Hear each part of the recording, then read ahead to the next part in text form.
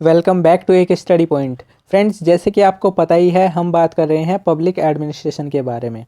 अगर आपके पास में भी बीए फाइनल ईयर में पॉलिटिकल साइंस है और उसमें एक पेपर होगा जिसका नाम है लोक प्रशासन मींस पब्लिक एडमिनिस्ट्रेशन। अभी तक हमने यूनिट 1 और यूनिट 2 को इसमें अच्छे से कंप्लीट किया है, जिसमें से मैंने आपको थ्योरी पार्ट को और प्लस इम्पोर्टेंट क्वेश्चंस को अच्छे से कराया है। अगर आपने यूनिट 1 और यूनिट 2 को मिस कर दिया है तो सबसे पहले आप यूनिट 1 और 2 को कर लीजिए, जिससे आपको 50 क्वेश्चंस यूनिट 1 और 2 से पूछे जाते हैं। अब बचता है हमारा यूनिट 3 और 4। इस वीडियो में यूनिट 3 को मैं कंप्लीट करा दूंगा, जिसमें मैं आपको 170 से भी ज़्यादा इंपॉर्टेंट क्वेश्चंस को कराऊंगा। जी हाँ, बिल्कुल, क्योंकि इन्हीं 170 क्वेश्चंस में से कोई 25 क्वेश्चंस आपसे पूछ ले जाते हैं। तो यूनिट 3 को करना हमारे लिए बहुत ही ज़्यादा इम्पोर्टेंट हो जाता है। अगर आप पॉलिटिकल साइंस में अच्छा स्कोर करना चाहते हैं तो ये वीडियो बड़े ध्यान से देखना और सारे क्वेश्चंस को एक बार खुद से भी करने की कोशिश ज़रूर करना। तो चलिए, यूनिट 4 जो बचता है उसको हम अगले पार्ट में करेंगे। इस वीडियो में हम अपने पहले इम्पोर्टेंट क्वेश्चन को देखते हैं।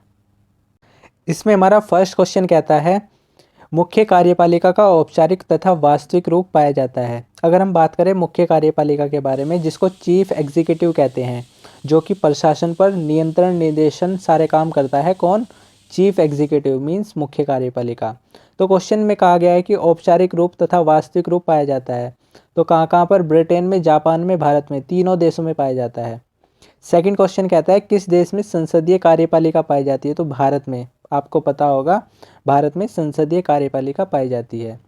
थर्ड क्वेश्चन कहता है, किस देश की शासन व्यवस्था में कार्यपालिका के कार्यकाल की अनिश्चितता रहती है? तो कौन से देश में रहती है? ब्रिटेन में। फोर्थ क्वेश्चन कहता है इसमें, किस देश में कार्यपालिका व विधायिका में घनिष्ठ संबंध पाया जाता है? तो किसकी बात कर रहे हैं? कार्यपालिका की और विधायिका की। तो आंसर हो जाएगा भारत में। फिफ्थ क्वेश्चन इसमें कहता है, भारत के प्रशासनिक यंत्र का पर्यवेक्षण निर्देशन करने वाला निकाय कौन सा है? अभी मैंने फर्स्ट क्वेश्चन में बताया था आपको, सब काम कौन करता है? चीफ एग्जीक्यूटिव मींस मुख्य कार्यपालिका। सिक्स्थ क्वेश्चन इसमें कहता है, राज्य में प्रशासन के शिखर पर एक अभिकरण होता है, उसे क्या कहते हैं?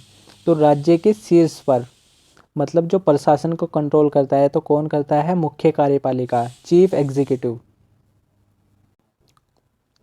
उसके बाद सेवंथ क्वेश्चन इसमें कहता है, संसदात्मक शासन में शासन का वास्तविक प्रधान कौन होता है? तो संसद का जो हेड होता है, कौन होता है? प्रधानमंत्री।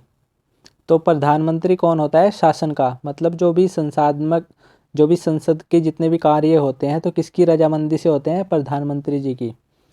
इसमें जो 8 क्वेश्चन कहता है,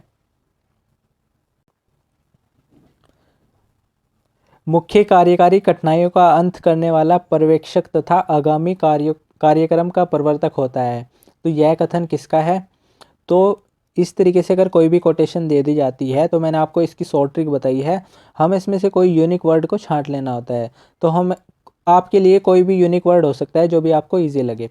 अब मैं आपको बता देता हूँ, मुख्य अधिकारी को आप छांट सकते हैं और इधर से याद कर सकते हैं, मार्शल ई डिमार्क। मार्शल ई डिमार्क का यह कथन है, इसको आप याद कर लीजिए। इसमें जो नेक्स्ट क्वेश्चन कहता है, जब सत्ता नेता के व्यक्तित्व पर आधारित होती है तो उसे क्या कहते हैं? तो चमत्कारी कहते हैं भैया। 10th क्वेश्चन इसमें कहता है, निम्नलिखित में से कौन सा कार्य भारत सरकार के प्रमुख विधि अधिकारी होने के नाते महान्यायवादी नहीं करता है? तो कौन सा कार्य नहीं करता है? तो भैया वोट का। लोकसभा के महत्वपूर्ण विधिक मामलों पर मतदान करता है, तो ये कार्य नहीं करता है, कौन? महान्यायवादी। नेक्स्ट क्वेश्चन कहता है इसमें 11th, संसद शक्ति के प्रत्योजन के विरुद्ध का मुख्य गढ़ है जिसकी आवश्यकता भारतीय प्रशासन की सबसे बुरी खामी है, यह कथन किसका है? तो ऐसे ही हमें अगर कोई भी कोटेशन दे दी जाए तो कुछ कुछ वर्ड हमें इसमें सेलेक्ट कर लेने हैं। हम कर सकते हैं इसमें संसद शक्ति के प्रत्योजन। तो किसका कथन है ये? पॉल एप्लबी। तो एप्लबी प्रतिवेदन का यह कथन है, इसको आप याद कर लीजिए। बी ऑप्शन इसका राइट आंसर हो जाएगा। 12th कहता है इसमें, अध्यक्षात्मक शासन प्रणाली के मुख्य कार्यकारी होता है, तो कौन होता है? अध्यक्षात्मक की बात कर रहे हैं तो राष्ट्रपति हो जाएगा। अगर संसदात्मक की बात करेंगे तो प्रधानमंत्री हो जाएगा, अगर अध्यक्षात्मक की बात करेंगे तो राष्ट्रपति हो जाएगा। किसी भी क्वेश्चन में आपको ये 2 वर्ड मिले तो ऐसे आप याद कर सकते हैं। 13 क्वेश्चन इसमें कहता है निम्नलिखित प्रकार के संबंधों का वर्णन किया गया है। तो फर्स्ट ऑप्शन इसमें कहता है प्रत्यक्ष इकहरे संबंध, प्रत्यक्ष समूह संबंध, आड़े टेढ़े संबंध। तो ग्रुकनस जो कहता है वो इन संबंधों पर बात करता है, फर्स्ट, सेकंड और थर्ड पर। नेक्स्ट है इसमें 13 क्वेश्चंस आपको याद करने वाला है, इसको आप याद कर लीजिएगा। उसके बाद क्वेश्चन नंबर 14, संसदात्मक कार्यपालिका का प्रमुख गुण है। तो संसदात्मक कार्यपालिका कौन होती है? उत्तरदायी होती है, मीन्स रेस्पॉन्सिबल होती है भैया, किसके प्रति? जनता के प्रति। इसमें जो 15 क्वेश्चन कहता है मुख्य कार्यपालिका का प्रशासनिक कार्य है, तो कौन सा कार्य है? जनसंपर्क, लोकमत निर्माण, विधायिका का मार्गदर्शन, या फिर डी समन्वय। बिल्कुल कोऑर्डिनेशन इसका राइट आंसर हो जाएगा, समन्वय। उसके बाद इसमें हमारा नेक्स्ट क्वेश्चन आता है क्वेश्चन नंबर 15, जो बात करता है औपचारिक कार्यपालिका का उदाहरण नहीं है। तो औपचारिक कार्यपालिका की अगर हम बात करें तो अमेरिका का राष्ट्रपति, तो अमेरिकी राष्ट्रपति औपचारिक कार्यपालिका का उदाहरण नहीं है। 17 इसमें है मुख्य कार्यपालिका का राजनीतिक कार्य है। तो मुख्य कार्यपालिका का राजनीतिक कार्य है जनमत निर्माण, इसको आप याद कर लीजिए। नेक्स्ट क्वेश्चन है 18, उत्तरदायी कार्यपालिका का उदाहरण नहीं है। तो अमेरिकी राष्ट्रपति। 2 क्वेश्चन आपको अमेरिकी राष्ट्रपति से मिले हैं, इनको आप याद कर लीजिएगा। उसके बाद 19 कहता है राजनीतिक कार्यपालिका का उदाहरण नहीं है। तो मंत्रिमंडल सचिव राजनीतिक कार्यपालिका का उदाहरण नहीं है। प्रधानमंत्री, मंत्री और राज्य मंत्री ये सब कार्यपालिका के उदाहरण हैं। नेक्स्ट इसमें 20, भारत में प्रशासन पर नियंत्रण हेतु निम्नलिखित में से कौन से स्टाफ अभिकरण कार्यपालिका द्वारा प्रयुक्त किए जाते हैं? तो कौन कौन किए जाते हैं? सबसे पहले मंत्रिमंडल सचिवालय, बिल्कुल सही बात है। नेक्स्ट इसमें प्रशासनिक सुधार आयोग, मीन्स हम स्टाफ की बात कर रहे हैं, स्टाफ अभिकरण कार्यपालिका द्वारा प्रयुक्त किए जाते हैं। उसके बाद संघ लोक सेवा आयोग नहीं होगा, उसके बाद योजना आयोग भी नहीं होगा। नेक्स्ट इसमें भारत का नियंत्रण एवं महालेखा परीक्षक। तो क्वेश्चन क्या था एक्चुअली? प्रशासन पर नियंत्रण, मतलब प्रशासन पर नियंत्रण किन किन विभाग के द्वारा किया जा सकता है? तो उसका आंसर हो जाएगा फर्स्ट, सेकंड और क्वेश्चन ऑप्शन नंबर 5। तो इस तरीके से आप क्वेश्चन नंबर 20 को कर सकते हैं।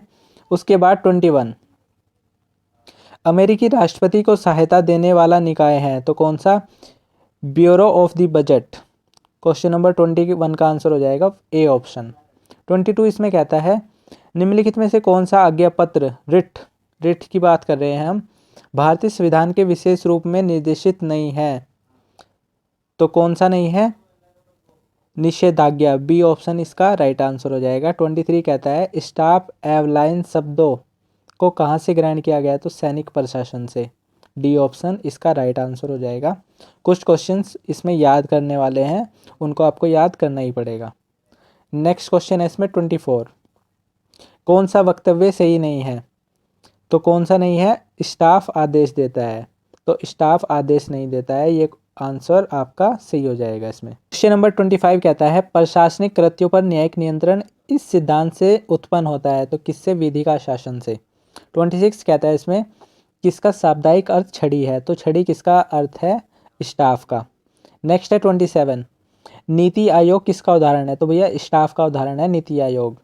अब भैया स्टाफ आपको क्लियर हो जाएगा जैसे जैसे आप क्वेश्चन करेंगे, तो आप बने रहिए हमारे साथ में। 28 इसमें कहता है परामर्शदात्री अभिकरण है। तो किसका है? स्टाफ का। अब आपको पता लग रहा होगा कि स्टाफ का क्या काम होता है। तो स्टाफ का जो काम होता है वो होता है, सिंपली लैंग्वेज में अगर हम बात करें, परामर्श देना, किसी भी कार्य या फिर किसी भी योजना में परामर्श देना स्टाफ का कार्य होता है। 29 इसमें कहता है भारतीय प्रशासन में स्टाफ तथा सूत्र के अंतर को खोजने में किसको बड़ी असुविधा हुई? तो पॉल एच एपलबी को प्रशासन तथा सूत्र में अंतर खोजने में बड़ी असुविधा हुई थी। 30 में सूत्र अभिकरण का उदाहरण है। तो सूत्र अभिकरण का उदाहरण है विभाग, कोई भी विभाग। 31 कहता है इसमें निम्नलिखित में से कौन स्टाफ अभिकरण नहीं है, तो भैया रेल मंत्रालय। रेल मंत्रालय स्टाफ अभिकरण नहीं है। इस क्वेश्चन को आप याद कर लीजिए। 32 कहता है इसमें निम्नलिखित में से कौन सा एक सूत्र अभिकरण नहीं है, तो कौन सा, राष्ट्रीय सुरक्षा परिषद सूत्र अभिकरण नहीं है। 33 कहता है इसमें तकनीकी स्टाफ का उदाहरण है, तो कौन सा, डॉक्टर, इंजीनियर, वकील, तीनों, ये सभी हो जाएगा इसका आंसर।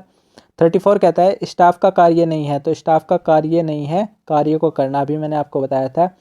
स्टाफ का जो कार्य होता है परामर्श देना होता है, योजना बनाने में सहायता करना होता है और तथ्यान्वेक्षण। नेक्स्ट है इसमें 35, भारत में राष्ट्रीय विकास परिषद एक है, तो क्या है, स्टाफ इकाई है। राष्ट्रीय विकास परिषद एक स्टाफ इकाई है, इसको आप याद कर लीजिए, एग्जाम में पूछ लिया जाता है। उसके बाद 36, स्टाफ एजेंसियों के काम में निम्नलिखित में से कौन सा शामिल नहीं है, तो स्टाफ की अगर हम बात करें तो लक्ष्य की प्राप्ति शामिल नहीं है इसके कामों में।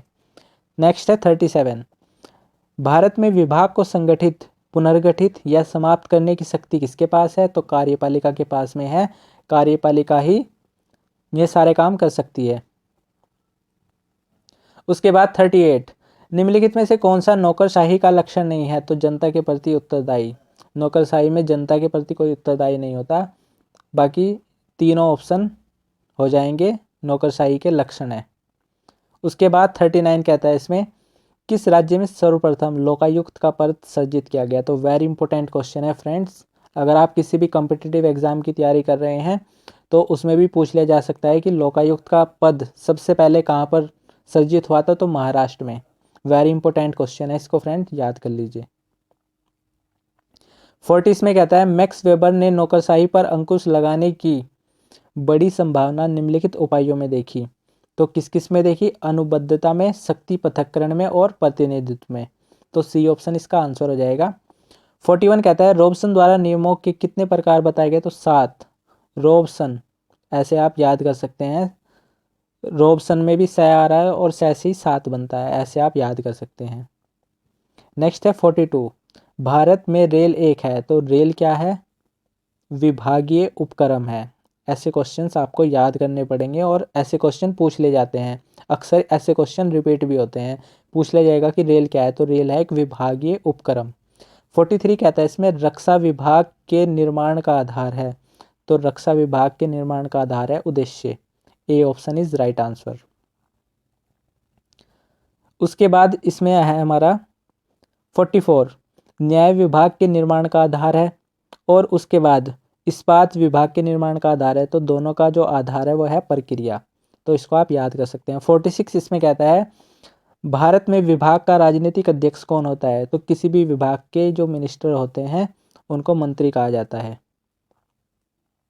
47 इसमें कहता है भारत में प्रथम सरकारी निगम था, कौन सा था, रिजर्व बैंक। रिजर्व बैंक को सर्वप्रथम सरकारी निगम बनाया गया।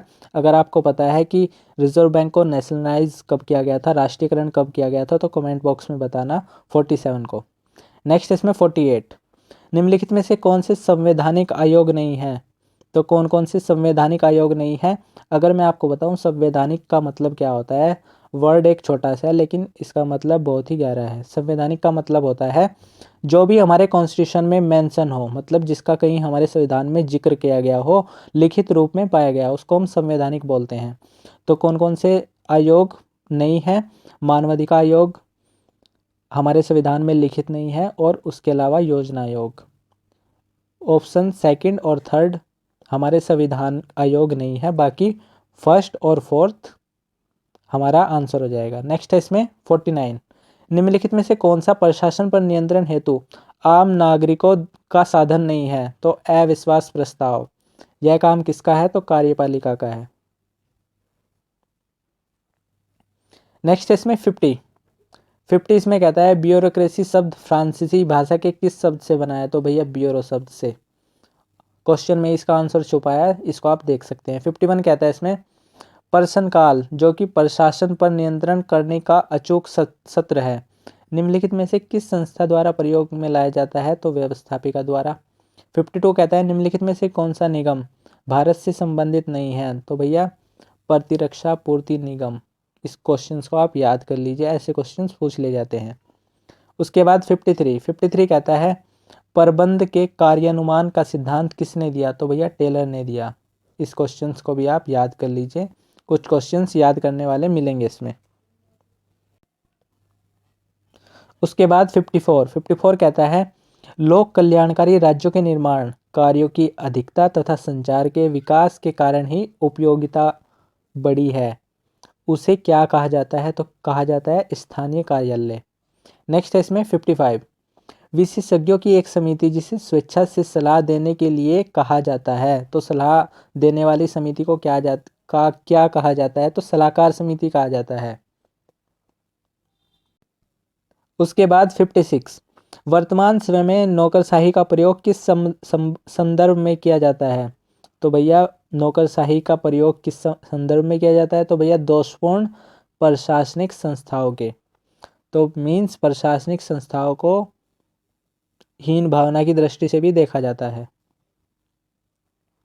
नेक्स्ट है इसमें 57 किसने कहा नौकरशाही एक ऐसी सरकारी व्यवस्था है जिसका नियंत्रण पदाधिकारी के हाथों में इतना अधिक रहता है कि उसकी शक्ति सामान्य नागरिकों की स्वतंत्रता को संकट में डाल देती है? तो प्रोफेसर लास्की का यह कथन है, इसको आप याद कर लीजिए। 58 कहता है इसमें नौकरशाही में समस्त कार्य, तो स्पेस में आपको बताना है क्या आएगा, विशेषीकृत होते हैं और इनके लिए प्रशिक्षण आवश्यक होता है। किसकी बात कर रहे हैं हम? नौकरशाही की। 59 इसमें कहता है आधुनिक नौकरशाही का कार्य संचालन किसके माध्यम से होता है? तो भैया लिखित दस्तावेजों और फाइलों के द्वारा। इसमें 60 कहता है नौकरशाही में सुनिश्चित सत्ता का विभाजन ओहदे के अनुसार होता है। भैया स्पेस में ओहदा आ जाएगा। 61 कहता है इसमें नौकरशाही में कर्मचारियों तथा अधिकारियों के कार्य क्षेत्र का विभाजन किस आधार पर किया जाता है? तो भैया ए ऑप्शन, प्रशासकीय या कानून नियमों के आधार पर। 62 कहता है इसमें संरक्षक नौकरशाही का दूसरा नाम है? तो भैया लूट पद्धति। वेरी इंपॉर्टेंट क्वेश्चन है, 62 बार बार रिपीट होता देखा गया है। सार्थक रूप में वेबर ने नौकरशाही की किस मॉडल पर बल दिया है? तो मशीन मॉडल पर। इसको आप याद कर लीजिए। 64 कहता है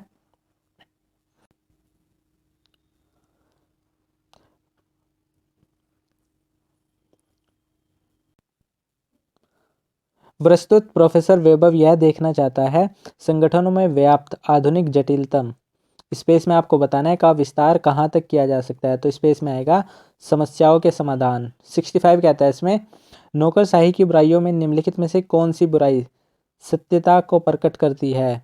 तो बुराई आपको बतानी है नौकरशाही की कौन कौन सी हो जाएगी? जनसाधारण की मांगों की उपेक्षा, बिल्कुल सही बात है। साम्राज्य रचना और श्रेष्ठता की भावना, तो तीनों सही हो जाएंगे। 66 कहता है 100 में से 99 मामले में वह मंत्री जिसकी राय मान लेता है और नियत स्थान पर हस्ताक्षर कर देता है, लोक सेवा इस अर्थ में किससे परिभाषित किया है? तो रैमजे मेयर। तो रैमजे मेयर का यह कथन है, उन्होंने इस कथन को दिया था। इसको आप याद कर सकते हैं, 100 में से 99 मामले और इधर से रैमजे मेयर, इस तरीके से आप याद कर सकते हैं। 67 कहता है इसमें यदि नौकरशाही में आधुनिक अध्ययनों पर दृष्टि डाल दी जाए तो क्या ज्ञात होगा? तो अप्रत्याशित अनुक्रिया पर अधिकतम प्रकाश। इसको आप याद कर लीजिए। 67 का ए ऑप्शन राइट आंसर हो जाएगा। 68 कहता है इसमें संगठन के सदस्यों की गतिविधियों पर संगठित नियंत्रण के लिए स्वतंत्र चरों का प्रयोग किया जाता है, जो इस प्रक्रिया को हम मानवीय व्यवहार के स्पेस का नाम देंगे। किसका नाम देंगे? मशीन मॉडल का। नेक्स्ट इसमें 69 भारत में संघ लोक सेवा आयोग के अध्यक्ष की नियुक्ति कौन करता है? इंपॉर्टेंट क्वेश्चन है, राष्ट्रपति करता है। 70 इसमें भारत में राष्ट्रीय विकास परिषद एक है, तो विकास परिषद अभी आपको मैंने बताया था, रिपीट है ये क्वेश्चन, स्टाफ अभिकरण है। 71 कहता है निम्नलिखित में से कौन सा लेखक नौकरशाही की अवधारणा से संबंधित नहीं है? तो भैया प्लेटो का कोई जिक्र नहीं होता भैया नौकरशाही में। 72 कहता है इसमें एमएफ मार्क्स द्वारा कितने प्रकार की नौकरशाही बताई गई? तो 4। नेक्स्ट इसमें 73 निम्नलिखित में से कौन नौकरशाही का आलोचक नहीं है? तो भैया मैक्स वेबर नौकरशाही की आलोचना नहीं करते। 74 कहता है इसमें फ्रेडरिक द्वारा कितने प्रकार की नौकरशाही बताई गई है? तो भैया फ्रेडरिक कितने प्रकार की बताते हैं? 6 प्रकार की, 6 प्रकार की बताते हैं। 75 कहता है इसमें निम्नलिखित में से कौन नौकरशाही की बुराई नहीं है? तो भैया नौकरशाही की बुराई क्या क्या नहीं है? जनता के प्रति मित्रतापूर्ण व्यवहार, तो यह कोई बुराई का काम नहीं है, अच्छाई की बात है। 76 कहता है इसमें प्रशासन पर कार्यपालिका नियंत्रण का न्यूनतम प्रभावशाली माध्यम है? तो भैया लोकमत की अपील, तो ए ऑप्शन इसका आंसर हो जाएगा। 77 कहता है इसमें यदि व्यवस्थापिका द्वारा निर्मित कानून संविधान के विरुद्ध है तो उस कानून को अवैध घोषित करने का अधिकार किसका है? न्यायपालिका का। 78 कहता है इसमें भारत में न्यायिक पुनरावलोकन की शक्ति के संबंध में कौन सा एक सही है? तो कौन सा सही नहीं है बताना है हमें। तो जो रॉन्ग हो जाएगा इसमें पहले ही हो जाएगा, उच्चतम न्यायालय स्वयं ही न्यायिक पुनरावलोकन के लिए मामले अपने हाथ में ले सकता है। तो ये ऑप्शन बिल्कुल गलत हो जाएगा, ए ऑप्शन।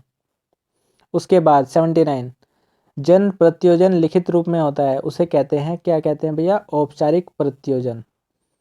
उसके बाद 80 न्यायिक पुनरावलोकन का अधिकार उच्चतम न्यायालय को किन अक्षेत्र में प्राप्त नहीं है? तो भैया मंत्रिपरिषद द्वारा राष्ट्रपति की दी गई सलाह पर और सांसदों को दी जाने वाली सुविधाओं पर, राष्ट्रपति की शक्तियों पर। तो डी ऑप्शन इसका आंसर हो जाएगा। 81 कहता है प्रजातंत्र में भर्ती का सिद्धांत होना चाहिए, तो भैया योग्यता। नेक्स्ट है इसमें जब उद्देश्य होता है कि मूर्खों को बाहर रखा जाए तो ऐसी भर्तियों को कहते हैं स्वच्छ एवं पारदर्शी। लेकिन ऐसी भर्ती होती नहीं है, आपने भी देखा होगा। 83 कहता है इसमें लोक सेवा में प्रवेश पाने के लिए 2 प्रकार की अर्हताएं रखी जा सकती है, सामान्य तथा विशेष। इनमें से कौन विशेष अर्हता है? तो भैया अनुभव हो सकता है, एक्सपीरियंस। 84 कहता है एक प्रवृत्ति परीक्षा से परीक्षार्थी को किस चीज़ का प्रशिक्षण होता है? तो भैया प्रवृत्ति परीक्षा से। तो किस चीज़ का प्रशिक्षण हो सकता है? परीक्षण मतलब जांच हो सकती है बुद्धि की। इसमें हमारा 85 क्वेश्चन कहता है राज्य का महत्वपूर्ण आधार है, तो भैया कोश, सेना, बुद्धिमान राजा, तो तीनों इसका आंसर हो जाएगा। 86 कहता है लोक प्रशासन पर व्यवस्थापिका अपना नियंत्रण किसके माध्यम से लागू करती है? तो भैया कार्यपालिका के। 87 मैक्स वेबर की आदर्श नौकरशाही का लक्षण कौन सा नहीं है? तो भैया कठोरता। 88 कहता है इसमें एमएफ मार्क्स के अनुसार नौकरशाही का सही लक्षण कौन सा नहीं है? तो भैया क्षेत्राधिकार। 89 कहता है इसमें प्रतिबद्ध अधिकारी तंत्र से तात्पर्य लोक सेवक की किसके प्रति प्रतिबद्धता से है? तो इसका आंसर हो जाएगा सेवा में आचार संहिता के प्रति। हम बात कर रहे हैं कि प्रतिबद्ध अधिकारी मतलब जो लोक सेवा में अधिकारी है तो किससे बंधे होते हैं? तो भैया सेवा की आचार संहिता के प्रति। 90 इसमें कहता है कौन सा नौकरशाही के दोषों को दूर करने का उपाय नहीं है? तो भैया आकार में वृद्धि से कोई भी दोषों को दूर नहीं किया जा सकता नौकरशाही के। 91 कहता है यह नौकरशाही का वह रूप है जिससे लोक सेवकों की नियुक्ति उसकी तुलनात्मक योग्यता के आधार पर नहीं, फिर भैया किसके? वरन नियोक्ता और प्रत्याशियों के राजनीतिक संबंधों के आधार पर की जाती है। तो भैया राजनीतिक इंटरफेयर आ गया, तो संरक्षण नौकरशाही आंसर हो जाएगा। 92 इनमें से कौन क्षेत्रीय संस्थाओं की स्थापना का कारण नहीं है? तो भैया दोहरेपन की संभावना, राइट आंसर हो जाएगा। 93 अक्षेत्रीय सेवाओं के संगठन के विभिन्न नमूनों में छोटी भुजाएं लंबी उंगलियां किसके द्वारा प्रतिपादित है? तो भैया गुलिक के द्वारा। इसको आप याद कर लीजिए, छोटी भुजाएं लंबी उंगलियां और इधर से गुलिक को। नेक्स्ट इसमें 94 नौकरशाही मंत्रीय उत्तरदायित्व की आड़ में फूलती फलती है, किसने कहा? तो भैया रैमजो मेयर का यह कथन है। और इधर से फूल मतलब जो इधर से याद कर सकते हैं मयूर बोलते हैं मोर को, और इधर से फूल फल कहाँ पे होते हैं? जंगल में मयूर पाया जाता है, ऐसे आप याद कर सकते हैं। 95 कहता है इसमें किसने नवीन निरंकुशता नामक पुस्तक में सिविल सेवकों की कठोर आलोचना की है? तो भैया किसने की? लॉर्ड हेवर्ड ने। 90 कहता है इसमें 96 निम्नलिखित में से कौन सी लोक निगम की विशेषता नहीं कहा जा सकती? तो कौन सी भैया? डी ऑप्शन संसद और कार्यपालिका का कठोर नियंत्रण। के बाद जो 97 क्वेश्चन कहता है स्वतंत्र नियामक आयोग की अवधारणा का जन्म सबसे पहले किस देश में हुआ? तो हम बात कर रहे हैं स्वतंत्र नियामक आयोग की, तो कहाँ पर हुआ? अमेरिका में। इसको आप याद कर लीजिए। 98 कहता है स्वतंत्र नियामक आयोग की स्थापना के कारण इनमें से कौन कौन से हैं। तो हमें स्वतंत्र नियामक आयोग की स्थापना के बारे में बताना है कि कौन कौन से कारण हैं। तो फोर्थ ऑप्शन को छोड़ के ऊपर के तीनों इसके कारण हैं। तो आप ये याद कर लीजिए। 99 कहता है इनमें से कौन सा संसदीय प्रणाली से अध्यक्षात्मक प्रणाली के मुख्य अंतर को स्पष्ट करता है। तो कौन स्पष्ट करता है? कार्यपालिका की शक्ति। नेक्स्ट है इसमें 100, निम्नलिखित में से कौन सा संसदात्मक व्यवस्था का लक्षण नहीं है। तो कौन सा संसदात्मक व्यवस्था का लक्षण नहीं है? यह है कानून बनाने में कार्यपालिका की महत्वपूर्ण भूमिका है। ये एक संसदात्मक व्यवस्था का लक्षण नहीं है। नेक्स्ट है इसमें 101, किस समिति आयोग ने लेखपाल एवं लोकायुक्त की नियुक्ति का सुझाव दिया। तो वेरी इंपॉर्टेंट क्वेश्चन है फ्रेंड, कई बार रिपीट हो गया ये। तो प्रशासनिक सुधार आयोग की सिफारिश पर ही लोकपाल और लोकायुक्त की नियुक्ति का सुझाव दिया गया था। फ्रेंड्स जो इम्पोर्टेंट क्वेश्चन है वो तो आपको कन्फर्मली करने ही करने हैं, और कुछ क्वेश्चंस को आप छोड़ भी सकते हैं। जैसे जो वेरी इंपॉर्टेंट क्वेश्चन है उनको तो आप कन्फर्मली करके ही जाना। नेक्स्ट है 102, नौकरशाही लोक सेवाओं के दोषों की ओर संकेत करती है। साधारण इससे यह अभिप्राय व्यक्त होता है कि नागरिक सेवा के कर्मचारी स्पेस में बताना है कि दोष से घिरे रहते हैं। तो सबसे पहले नौकरशाही में क्या दोष आता है? लाल फीताशाही का, वही इसका आंसर हो जाएगा। नेक्स्ट है 103, इसमें 103 कहता है प्रोफेसर AW गोल्डकर के मॉडल में क्या मुख्य विशेषता प्रकट हुई है। तो पहली विशेषता है सांगठनिक ढांचे को बनाए रखने के लिए नौकरशाही नियमों के निष्कर्ष। दूसरा है संगठन की नियंत्रण तकनीक का अभिकल्प या फिर निरीक्षण समीपता। तो डी ऑप्शन इसका राइट आंसर हो जाएगा, सभी तथ्य ठीक है।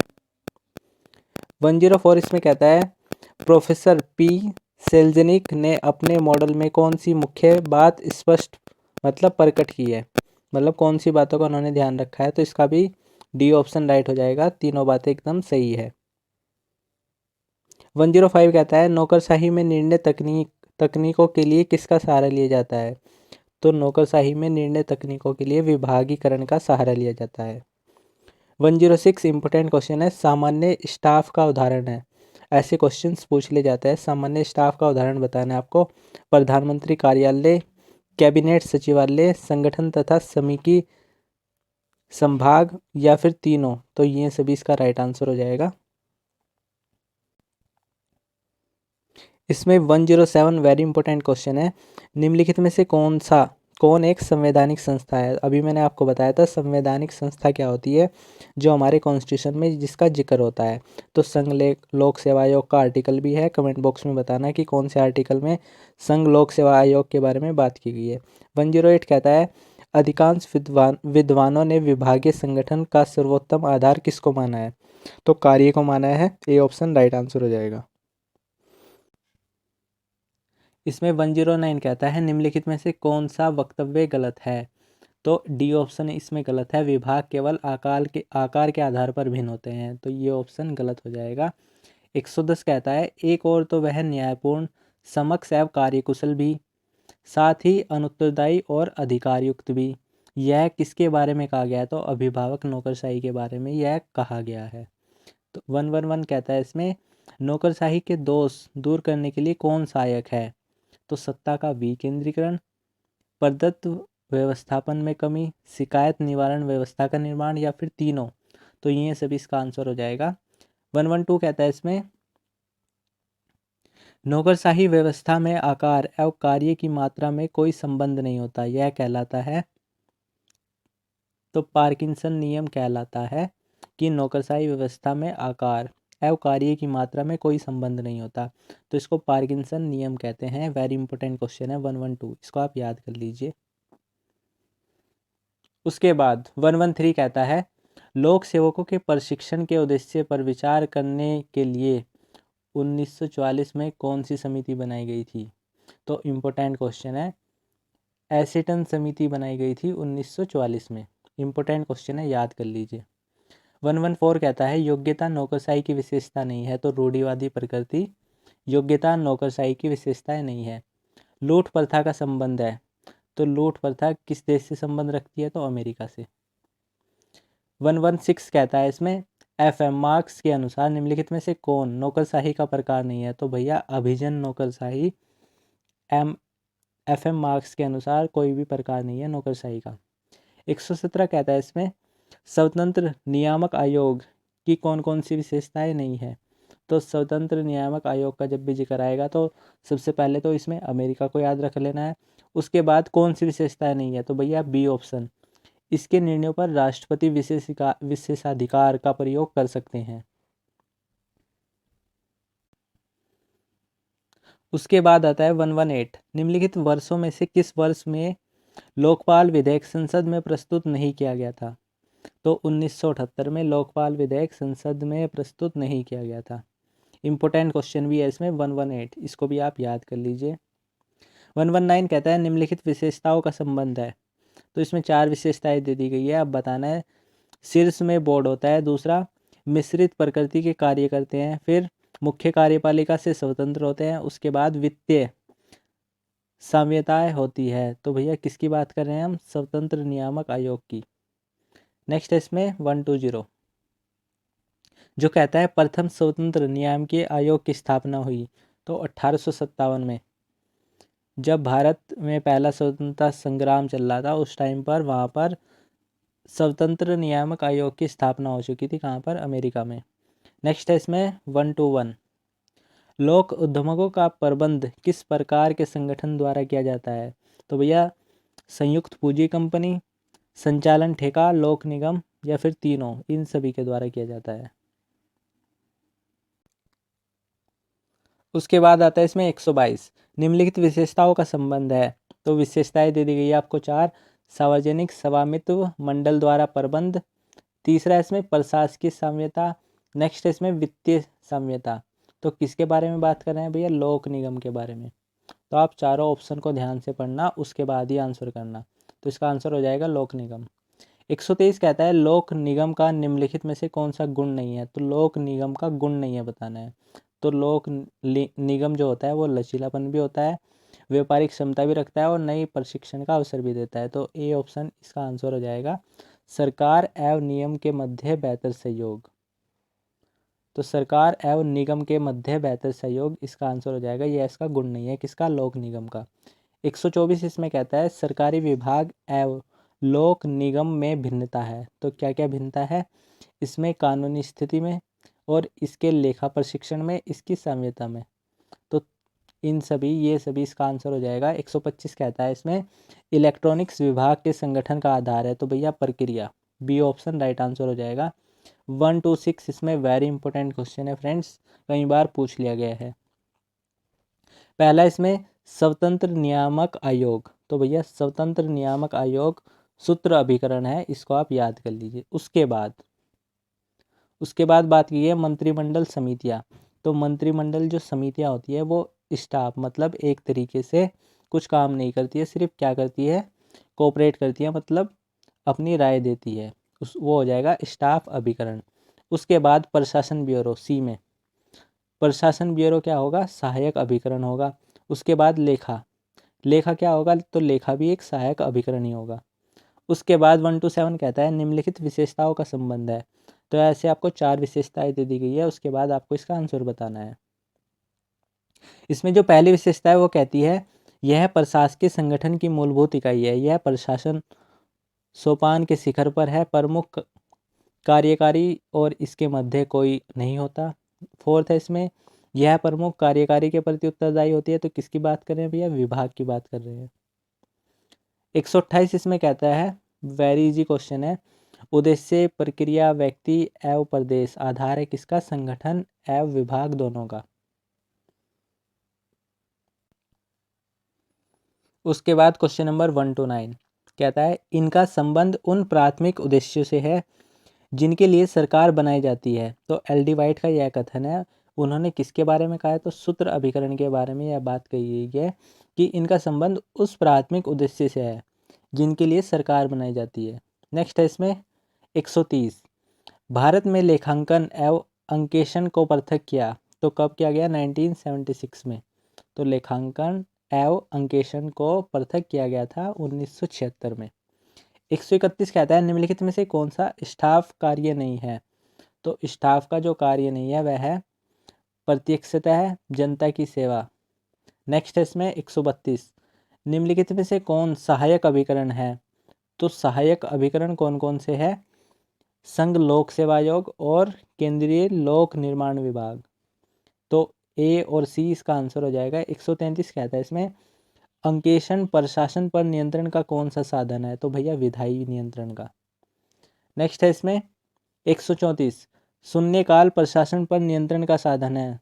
तो भैया शून्यकाल प्रशासन पर नियंत्रण का कैसा साधन है, तो विधायी नियंत्रण का।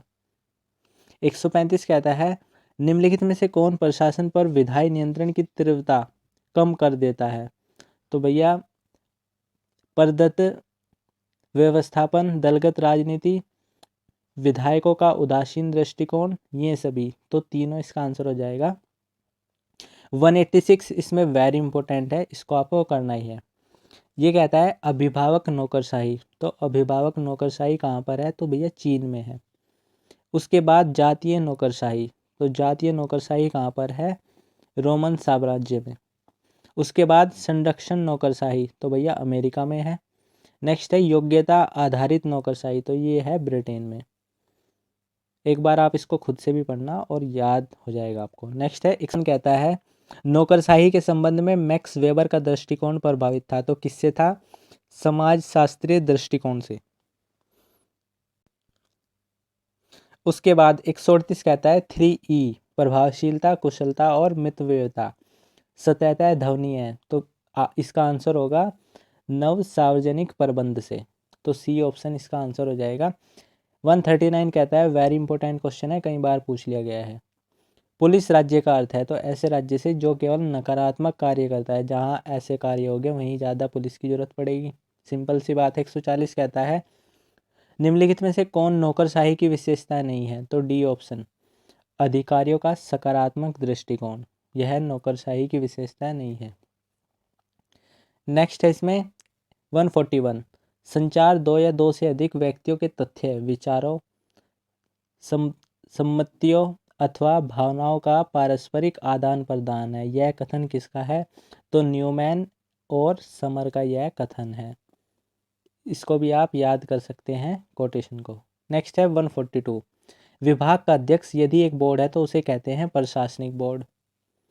सिंपल है। नेक्स्ट है इसमें 143 निम्नलिखित में से कौन सा एक भर्ती प्रक्रिया के चरणों का सही क्रम है। तो भर्ती कैसे होती है, मतलब किसी भी विभाग में सबसे पहले चयन होता है, उसके बाद परिवीक्षा, उसके बाद प्रवेशीकरण, उसके बाद नियुक्ति। तो ये इसका मतलब इंक्रीजिंग ऑर्डर में सही क्रम हो जाएगा। उसके बाद इसमें 144 मैच द फॉलोइंग है। सबसे पहले केंद्रीय सतर्कता आयोग, तो भारत सरकार का प्रस्ताव है केंद्रीय सतर्कता आयोग। उसके बाद लोकायुक्त, तो लोकायुक्त एक वैधानिक आयोग है। उसके बाद केंद्रीय जांच ब्यूरो, तो गृह मंत्रालय का प्रस्ताव। उसके बाद उच्चतम न्यायालय, तो उच्चतम न्यायालय संवैधानिक आयोग है, आपको पता ही होगा, संविधान से चलता है। नेक्स्ट है इसमें 145 मैच द फॉलोइंग अगेन। सबसे पहले वित्त आयोग, तो कौन से आर्टिकल में है, आर्टिकल नंबर 280। ये क्वेश्चन वेरी इंपॉर्टेंट है, इसको आप करके जाना। ये क्वेश्चन पूछ लिया जाएगा, किसी भी तरीके से पूछ लिया जा सकता है। उसके बाद संघ लोक सेवा आयोग, तो भैया 315 से मैच कर दीजिएगा। उसके बाद चुनाव आयोग, तो 324 से। उसके बाद नियंत्रण और महालेखा परीक्षक, तो भैया आर्टिकल 148 होगा। नेक्स्ट है इसमें आपको ऐसे ही पूछ लिया जा सकता है कि संघ लोक सेवा आयोग का आर्टिकल कौन सा है, तो ये तो हमेशा पूछा ही जाता है, तो 315 तो आप याद कर लीजिएगा। अब जो इसमें हमारा नेक्स्ट क्वेश्चन है 146, ये भी वेरी इंपॉर्टेंट क्वेश्चन है। ये दोनों क्वेश्चन इसमें वेरी इंपॉर्टेंट है। तो बात की गई है केंद्रीय लेखा प्रशिक्षण एवं लेखा प्रशिक्षण विद्यालय, तो ये कहाँ पर स्थित है, तो ए ऑप्शन का आंसर हो जाएगा शिमला में। इसको आप याद कर लीजिए। उसके बाद रेलवे स्टाफ कॉलेज, तो रेलवे स्टाफ कॉलेज कहाँ पर है, बड़ौदा में। वेरी फेमस क्वेश्चन है, ये भी आपको पता होगा। उसके बाद राष्ट्रीय प्रशासनिक अकादमी, आपको पता ही है लबसना कहाँ पे है, मसूरी में। उसके बाद राष्ट्रीय पुलिस अकादमी हैदराबाद में। तो ये सब वैसे आपको पता होगा, नहीं पता तो याद कर लीजिए। नेक्स्ट इसमें 147 कहता है लाइन अभिकरण। तो लाइन अभिकरण का क्या मतलब होगा? मूल उद्देश्य के लिए जवाबदेही देना। उसके बाद स्टाफ अभिकरण क्या करता है? कार्य को सुकुर बनाता है। उसके बाद सहायक अभिकरण क्या काम करता है? साध्य को प्राप्त करने के लिए साधन जुटाता है। उसके बाद तकनीकी स्टाफ अभिकरण तो व्यवस्था में सुधार के सुझाव देता है। आई होप कि 147 भी आपको क्लियर हो गया होगा। नेक्स्ट है इसमें 148 इंपॉर्टेंट क्वेश्चन है, संघ लोक सेवा आयोग के कार्यों में वृद्धि किसके द्वारा की जा सकती है? तो भैया संसद के द्वारा। इंपॉर्टेंट क्वेश्चन है। 149 कहता है लोक निगमों के उदय के कारण रहे हैं। तो भैया तीनों कारण रहे हैं, डी ऑप्शन इसका आंसर हो जाएगा। उसके बाद 150 निम्नलिखित में से कौन सा अनुच्छेद भारतीय संविधान का अखिल भारतीय सेवा की रचना के लिए आज्ञा देता है? तो भैया आर्टिकल नंबर 312, बी ऑप्शन इसका आंसर हो जाएगा। इंपॉर्टेंट क्वेश्चन है। 151 कहता है कार्यपालिका के कार्य पुस्तक के लेखक कौन है? तो भैया चेस्टर बर्नार्ड। कार्यपालिका के कार्य के पुस्तक के जो लेखक है वो है चेस्टर बर्नार्ड। इंपॉर्टेंट क्वेश्चन है, भी पूछा गया है कई बार। 152 कहता है इसमें केंद्रीय सेवाएं ग्रुप सी की भर्ती किसके द्वारा की जाती है? तो भैया कर्मचारी चयन आयोग द्वारा। लाल फीताशाही का संबंध आपको पता ही है, नौकरशाही से है। 154 कहता है निम्नलिखित में से कौन यूरोपीय चिंतक थे जिन्होंने नौकरशाही के विषय विश्लेषण का प्रयास किया है? तो भैया मैक्स वेबर, याद कर लीजिए। नेक्स्ट है इसमें 155 केंद्रीय सतर्कता आयुक्त का अधिकतम कार्यकाल कितने वर्षों का होता है? तो 4 वर्षों का होता है। ये क्वेश्चन भी कई बार पूछा गया है। 156 कहता है इसमें भारतीय संसद बजट के लेखा परीक्षण पर अपनी किस समिति द्वारा नियंत्रण रखती है? तो भैया लोक लेखा समिति द्वारा। 157 कहता है इसमें प्रशासनिक सुधार आयोग ने निम्नलिखित में से किन विषयों पर अपनी सिफारिश दी थी? तो भैया तीनों ऑप्शन इसका आंसर हो जाएगा, डी ऑप्शन। 158 कहता है भारत में योजना आयोग के स्थान पर किस संस्था का गठन किया गया है? तो भैया योजना आयोग की जगह नीति आयोग, आपको पता ही है प्लानिंग कमीशन को हटा के नीति आयोग आ गया है। अब 159 कहता है इसमें लोक सेवा की परीक्षाओं में सुधार हेतु 1988 में किस समिति का गठन किया गया था? तो भैया सतीश चंद्र समिति का गठन किया गया था। कब? 1988 में। उसके बाद 160 कहता है इसमें निवेश एवं सार्वजनिक परिसंपत्ति प्रबंध विषय किस मंत्रालय का भाग है? तो भैया वित्त मंत्रालय का भाग है। 161 इसमें कहता है भारत का नियंत्रण एवं महालेखा परीक्षक बजट संबंधी किस कार्य को करता है? तो भैया बजट का लेखा परीक्षण करता है कौन? नियंत्रण एवं महालेखा परीक्षक। नेक्स्ट है इसमें मैच द फॉलोइंग है, एक बार फिर से। सबसे पहले लोक लेखा समिति, तो भैया लोक लेखा समिति क्या काम करती है, जहां से आपको क्लियर हो जाएगा। इसमें जो सबसे पहले है लोक लेखा समिति, तो लोक लेखा समिति क्या करती है? नियंत्रण एवं महालेखा परीक्षक की रिपोर्ट की जांच करती है। तो कौन करती है? लोक लेखा समिति। उसके बाद प्राक्कलन समिति, प्राक्कलन समिति क्या काम करती है? प्रशासन में मितव्ययिता तथा कार्य कुशलता लाने के लिए लोकसभा को सुझाव देना, यह इसका काम होता है प्राक्कलन समिति का। राजनीतिक मामलों की समिति, नाम से ही पता लग रहा है, राज्य के आंतरिक एवं वैदेशिक कार्य को पुनरीक्षण करना किसका काम होता है? तो राजनीतिक मामलों की समिति का। उसके बाद आर्थिक मामलों की समिति का। सरकार की आर्थिक गतिविधियों को समन्वित करना किसका काम होता है? तो आर्थिक मामलों की समिति का। याद हो गया होगा आपको। उसके बाद 163 कहता है संविधान के किस अनुच्छेद में के प्रावधान के अंतर्गत राज्य वित्त आयोग का प्रावधान है? तो अनुच्छेद 243 आई के अंतर्गत राज्य वित्त आयोग का प्रावधान है। नेक्स्ट है 164 निम्नलिखित में से कौन सी लोक कर्मियों के वर्गीकरण की मुख्य श्रेणी नहीं है? तो भैया पद। किसकी बात कर रहे हैं हम? लोक कर्मियों की। नेक्स्ट है इसमें 165 इकोलॉजी ऑफ ब्यूरोक्रेसी किसकी रचना है? तो भैया ब्यूरोक्रेसी किसकी है? वेबर की। नेक्स्ट है इसमें 166 सिविल लेखकों की अनामता का संबंध है तो किससे है? तटस्थता के सिद्धांत से। 167 इसमें इम्पोर्टेंट क्वेश्चन है, कहता है ग्रामीण स्थानीय सरकारी संस्थाओं के लिए 73वें संविधान संशोधन अधिनियम में किए गए अनिवार्य प्रावधानों के बारे में निम्नलिखित में से कौन सा कथन सही नहीं है? तो सी ऑप्शन इसमें इनकरेक्ट है। वो कहता है सांसदों तथा विधायकों को ग्रामीण स्थानीय निकायों में मतदान का अधिकार देना। तो सी ऑप्शन इसका गलत हो जाएगा, बाकी सारे सही है, इनको आप पढ़ लीजिएगा। 168 कहता है इसमें भारतीय प्रशासनिक सेवा आईएएस के आधारभूत प्रशिक्षण का लक्ष्य यह नहीं है। तो क्या नहीं है भैया? D option. 69 कहता है इसमें निम्नलिखित में से मैक्स वेबर द्वारा आदर्श नौकरशाही, किसकी बात करते हैं भैया? आदर्श नौकरशाही। आदर्श नौकरशाही में किस पर बल नहीं दिया गया? तो किस पर?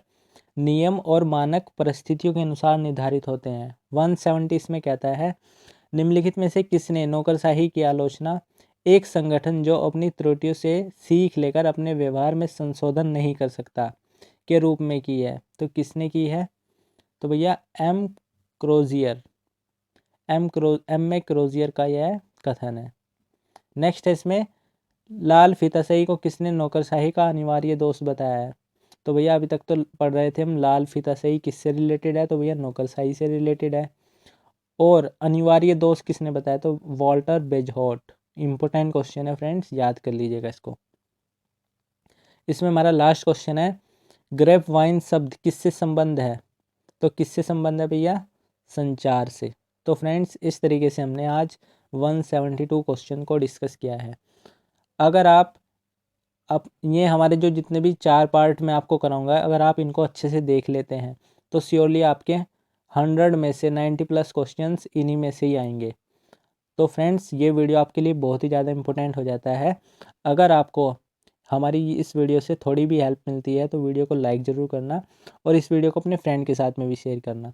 तो फ्रेंड्स मिलते हैं पार्ट 4 में, तब तक के लिए पढ़ते रहिएगा।